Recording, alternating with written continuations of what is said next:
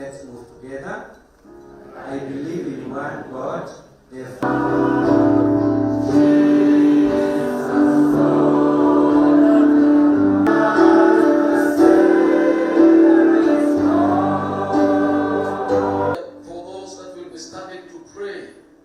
Touching different aspects to be ready for this great festive season, the Christmas. Open. I want to pray. Then you take over. The people are leading. Thank you.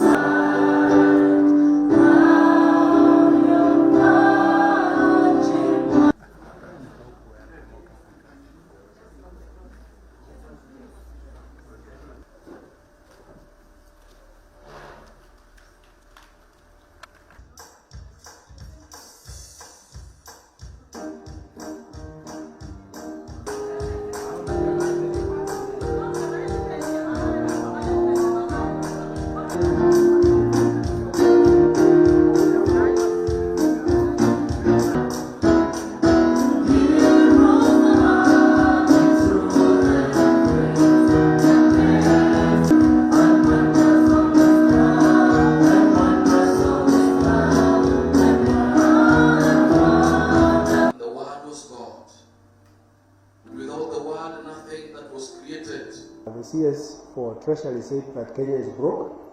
I think all Kenyans understand what that means, and if his report is indeed true that Kenya is broke, then all Kenyans need to be informed properly and to be consulted on how they are going to work towards saving their country from becoming insolvent. That's what we call it.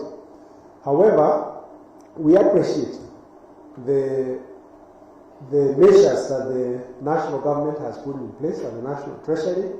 We have seen some of the measures adopted by Parliament in terms of bills and laws. And it is time for all of us as Kenyans, because we are the sovereign of this country, to all gather together.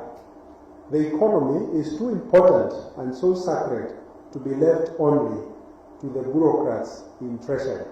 It is time for all Kenyans to rise up and save their country, and whatever can be done to make sure that Kenya is solvent again must be done. And that is why we have said we must stop the wanton wastage and theft of public funds by public officers.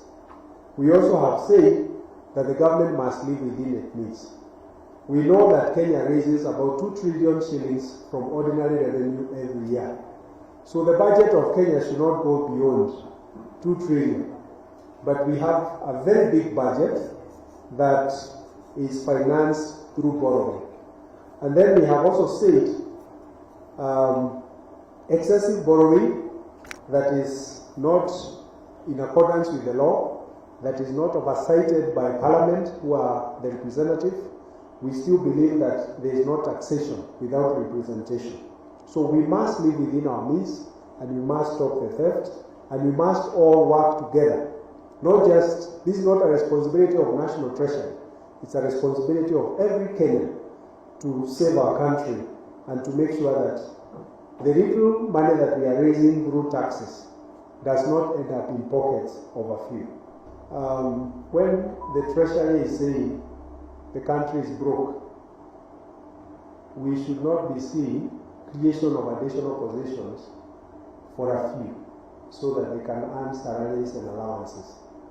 So we'll ask and urge Parliament and all the state officers involved in that initiative to shelve it until when Kenya is able to pay its obligations, both in terms of debt and in terms of providing services to Kenyans. We made to understand that several state-owned enterprises are going to be privatized.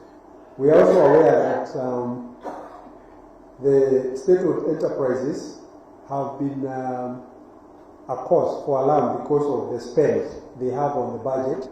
They spend upwards of 500 billion from the exchequer. So while we understand that, we also understand that Kenya is not fully food secure, and part of our sovereignty as the people of Kenya, under the Constitution of Kenya, Article 1, is seeds. So privatizing our only company that makes seeds that are of high quality is a violation of our Constitution, and is also a violation of our sovereignty as a people of Kenya. We are also careful that it doesn't result in introduction of genetically modified organisms or GMOs, which are going to affect everything, even our DNA as Kenyans.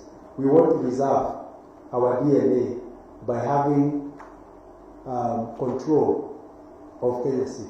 Thank you.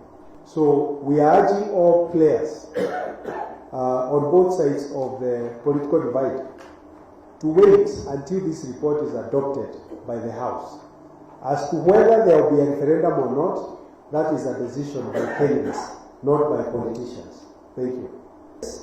We call for fast tracking of the recruitment of an appointment of the commissioners for the Independent Electoral and Boundaries Commission.